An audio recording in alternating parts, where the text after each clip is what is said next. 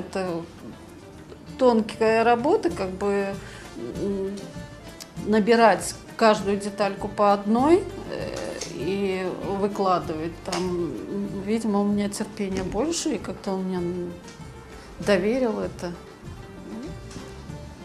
Мне этот пояс очень дорог, почему-то я его очень люблю сама.